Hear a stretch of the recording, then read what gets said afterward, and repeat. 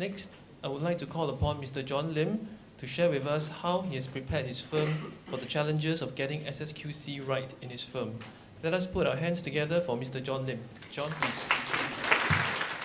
Good afternoon to all of you. My name is John Lim. And about a few weeks ago, Monica gave me a call. I just had my review in October, November. So when I got a call from her, and she asked this question, John, does your firm put into practice SSQC1? For a split second, I don't know whether to say yes or no. If I say no, why not, Because it's already effective 15 December 2009. So I say yes. Then when she wanted to say that, oh, we are having this seminar and asked if I could share a few words. I said, when can I get back to you? She said, over the weekend or something like that. So after the weekend, the following day, the following week, I call her and says, do you have anybody else you have in mind to speak on this topic? She said, no, which means I don't have much of a choice. So here I am today. Now, I don't call myself an expert or having fully implemented everything that's SSQC1, but I'd like to share what has been, I believe, helpful to all of us here. All right. Now, let me begin by painting a scenario for you, which I believe quite a number of you will be familiar with. Can I ask how many of you here are auditors? You're a public accountant, all right? Okay. So typically, maybe you receive an email, you receive a fax, receive a letter, and then you found out that you have been selected for review, all right? And then you might say, oh no, how come so fast? Then you calculate, is it 4 years, 3 years, 5 years, my friend has not been reviewed and now it's my turn, how could it be? And then you might even, then you start to get worried and start thinking about what was the last review like, who is coming. Now, for some of you who do not know me, I was one of the pioneers for practice monitoring in 1995. In those days, we do what we are now going to call QA review, okay? Because in those days, it was educational. So I remember I went to one practice. This is when it is now under Accra. And this practitioner told me, I have not slept for 3 days and 3 nights to get the files ready for your review. I felt so bad, And another practitioner says, I have prepared the files over here. I hope you can select from these files here.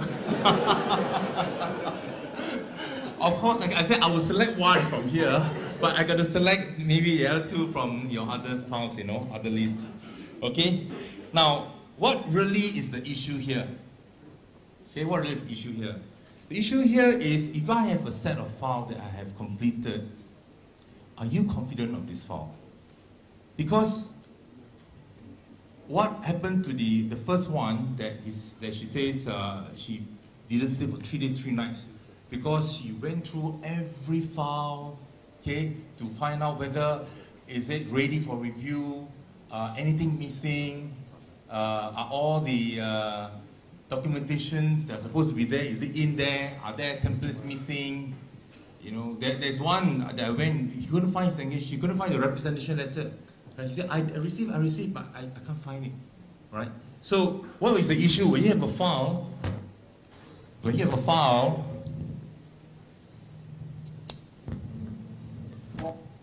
okay. When you have a file that you have completed, are you confident of this file? Because if you are not, later when you schedule for review, you are going to be so stressful because, if let's say you got 150 clients or 200 clients, you may not have enough time to go through all the files, and most of the things you have forgotten about what are the issues that you're supposed to document in the file. And 3, your staff would have left, and you have nobody to ask, and it's going to be very, very difficult, right? So, now, that means the issue here is, how can I be sure that each file that I have completed, it is of a certain standard, is of a certain quality, that I can be reasonably confident, and it is ready for review. Okay, so that's what SSQC is all about. Okay, is it just about policies and procedures? No, it's about having an emphasis on qualities, putting certain things in your practice, so that there's a certain system that is running in the 6 different areas, so that anytime when the letter comes, you are quite ready. All right? Now,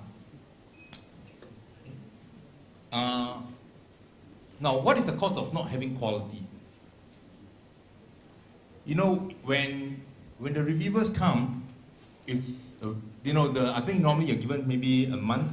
So during the 1 month, it's a very stressful period. I call up one of the public accountants and says, hey, I've been asked to speak at this seminar. Would you come give some moral support, He said, I can't. My review is in 2 weeks' time. I have to do a lot of things to prepare. Okay? Now, stress, S-T-R-E-S-S, can be spelled by changing all your S to a dollar sign. Right? Because it's going to cost you both tangible and intangible costs. So, therefore, SSQC1, what I want to do is I want to share with you what is the underlying principle behind it and some of the practical implementations. Now, one of the areas is on acceptance and continuance of clients. Okay? So for many, maybe we just feel that, well, it's just completing the form and end of the story. Well, most of the time, maybe it's like a completion of a form to have something in place so that you can demonstrate to reviewers. But more importantly, is to go through at least a certain discipline where you consider, do I continue with this client? And if it is a new client, can I really do this job? Okay? Particularly with the SSA 600, if you have significant subsidiaries overseas, you have to consider, especially for majority of us, if we are a local firm and we may not have international associations, how are we going to be comfortable with the audit quality or the auditors that perform the work on the subsidiary of our clients? So this is where you have to ask yourself, well, can I review the work papers of that auditor? Will they allow me? Will the client be willing to bear the cost? So this is one major area. And when this got implemented, I have to talk to my client, explain to them, because I have clients with subsidiaries in Vietnam, in China, Indonesia, Malaysia. So if we are not able to satisfy ourselves, or we cannot do this bit of reviewing the auditors of the other auditors, we have to ask ourselves, can I continue with this audit? Then in your acceptance and continuation, you also have to consider, maybe after doing the audit for some time, you are now in a better position to assess the integrity of the directors and managements. For example, I come across a client, they have huge entertainment. And when I ask the staff to review, they say that, among entertainment, you have this restaurant invoice bill, 27 people on a Sunday. Right? Something is not right, right? Why do you have 27 people on a Sunday and you say it's for business purpose? So, turn out to be his uncle, auntie, akong, ama, everybody come, have a good buffet, and charge it as entertainment expense for the company, so that something is not right with the integrity of the client. Or he has commission expense. When we ask for the supporting documents, you have a piece of paper, and say this is commission. And later on, there was some investigation. It turns out that that commission was paid to the client's relative. Okay, and so when you have integrity issue, then it casts doubt as to whether what other things he say may not be reliable. Management representation become an issue. So you may have to decide whether are you going to continue with this engagement or not. Okay? Or if you come across the nature of business, some of the transactions you find a bit funny, a bit fishy. There was one PA who came to me, he says, he's a client that borrow money from a country at a certain interest rate and then lend it to another party in another country. And lo and behold, he got a letter from IRAS, 2-page, all kinds of questions. How do you know this person? Who will introduce you to this person? That sort of detail. Okay?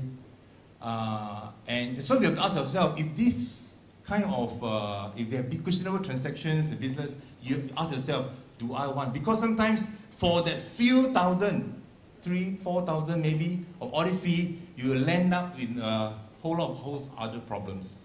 Or if they have losses every year, then you say, business exists to make profits. How is it that you're making losses every year? What is not right?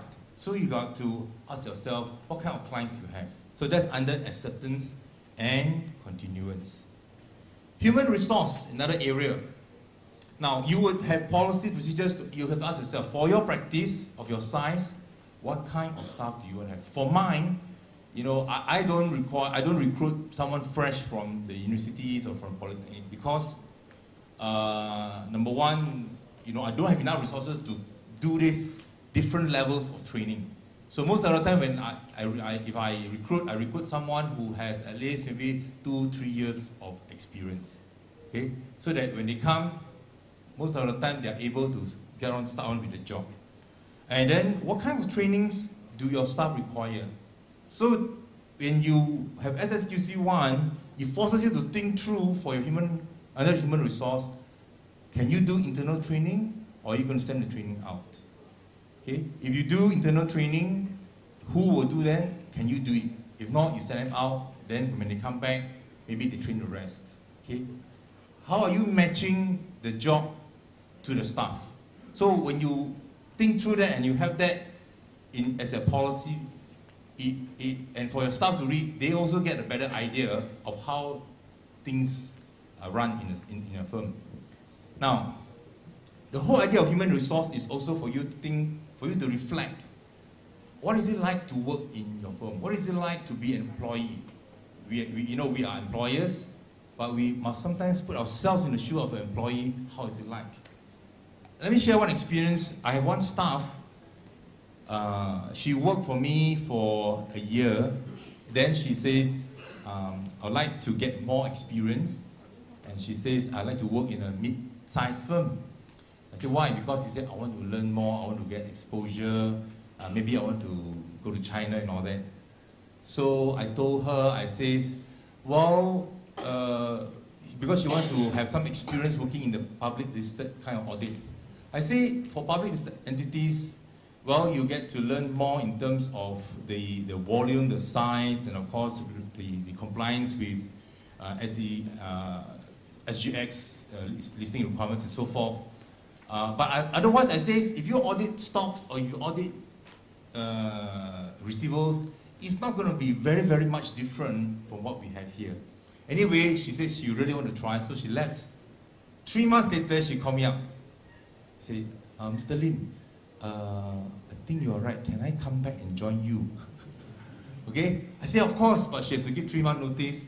And so 3 months later, she came back and joined me because she felt that she was able to, she learned more and she's happier in my firm. So it doesn't mean that, you know, if you're small, it doesn't mean that, you know, you are, sometimes we say, kucing kurap company. No, no, it doesn't mean that. You can have a quality firm.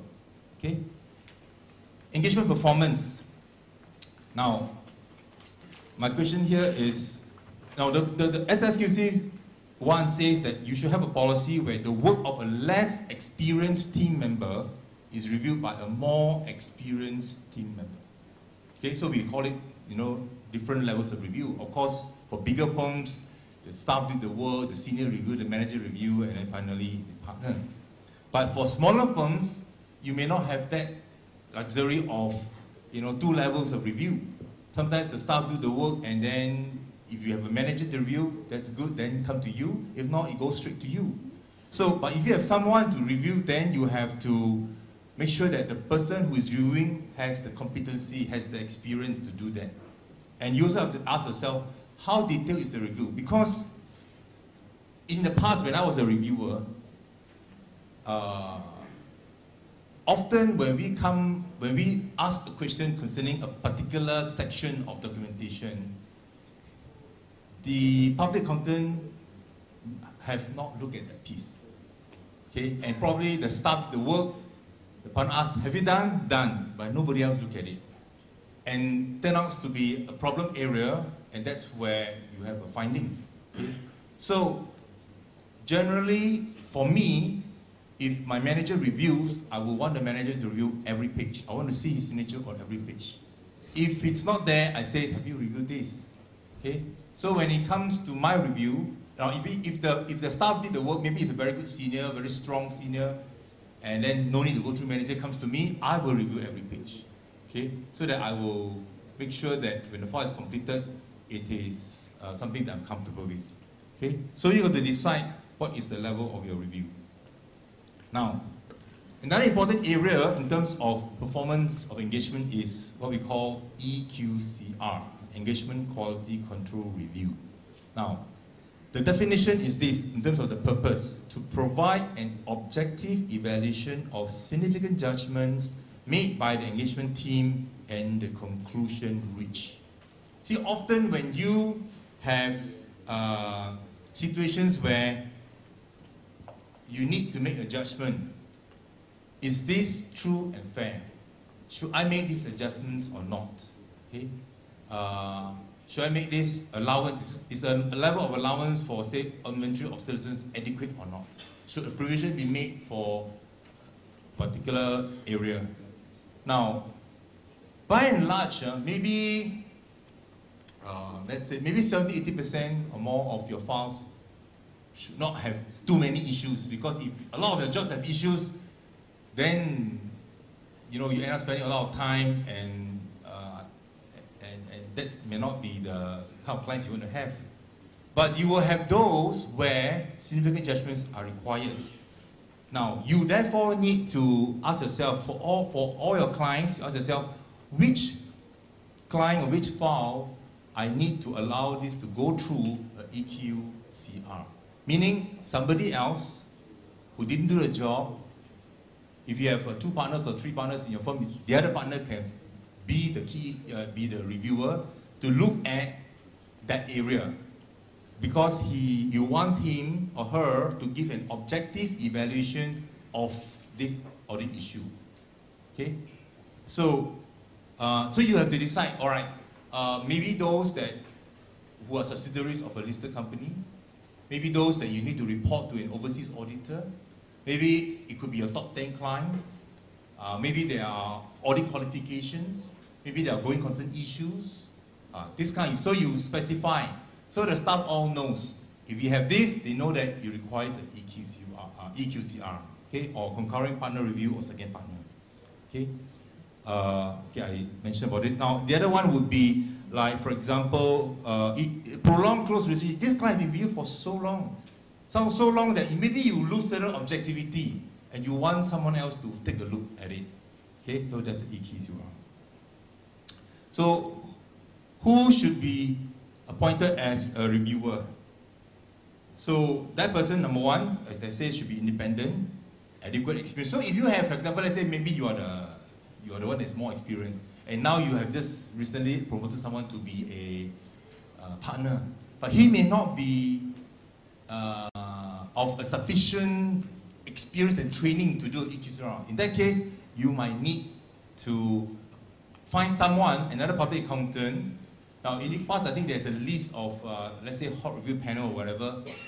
You could, or someone of your friend could be there. You could engage the person to be the QCR, the reviewer, for this purpose. Okay? If you have a firm that's larger, then the managing partner can designate one partner to be the EQCR. Okay? So therefore, the review can be done internally or externally. Okay. Now, so what is involved in the EQCR? Now, I spent a few slides on this because I feel that in order to improve the quality control or quality of your audit files, going to a seminar allows you to learn something, but the best way to really improve your audit files is really to have someone go through your file and come up with recommendations, suggestions of how you can improve. So I think this QA review that ICPAS is initiating will be one very good way for all of us to improve. That one, I don't know how that's going to be rolled out. Maybe you can call in to say, I would like a QA review, maybe there's a certain charges, and then you engage the person to come and say, please look at this file or that file. And that QA review, as Monica mentioned, is totally different from PMP. They don't share files, they don't share resources. They're not going to say, hey, when you go there, please look at that file, that kind of problem. It's not going to be like that. All right? So QA review is something that we will need, okay, that will help us, because they will then look at your specific files, your documentation, and how you can improve. Whether you did document the issues or even identify the issues properly. Okay? Now, in the EQCR, that person, let's say a particular area, he will discuss that matter, look at your financial statements, look at how you have documented it, and then evaluate and see whether he or she agree or concur with your conclusion. Okay? If you have already designated someone, you can consult. That's not a problem. Okay? And it's important for the engagement partner to resolve all the issues that's been raised. Okay? So if I say partner A and B, partner A does the work, partner B is the one that raised all the issues, then partner A must clear all the issues with B before you issue your audit report. Okay? But the decision lies with the engagement partner. Okay? And of course, you should document the EQCR. All right, so my last slide is this. What is the key? What is the key for a successful SSQC1? Well, number one, the leader, the managing partner. Because why? Leader is the one who makes things happen. Leader is the one that's the one who calls the shot. One of the SSQC1 says the tone at the top. Okay? So you cannot say, maybe let's suppose that it's an SSQC1 seminar separate somewhere, and you send your manager to go. It's not going to work. You yourself must be convinced by it. Okay? Mindset. What do you value? If you want to have quality, you got to be willing to invest resources in quality. And to have something of quality will have benefits down the road. Like I said, 3 years down the road, when the reviewers need to come, you're not going to be so stressful about it. You still may have a bit of anxiety, but I don't think it's going to be where you're going to be sleepless for 3 days, 3 nights. Okay? And the motivation, okay? Because when you have quality, you have a sense of satisfaction. My son, when I go overseas and buy him, say, 5 t-shirts, he said, Dad, please don't buy these 5 t-shirts from China. All your money, just buy me one good branded t-shirt, he says. Because why? It's going to feel good, this. So, therefore, sometimes overseas, you say, oh, this is cheap, this cheap. Sometimes I bought 6 pairs of shoes. Come back, say, no, I don't want to wear this pair of shoes. He just buy me one good pair, quality, and then it lasts longer as well, right? And then the message that you pass through, that you pass to all your staff, what do you communicate to them? Does the staff therefore have a sense, when they know that this is the standard that the firm has, they will feel that happy to work in it. Okay? So with that, I end my presentation on SSQC1. Thank you.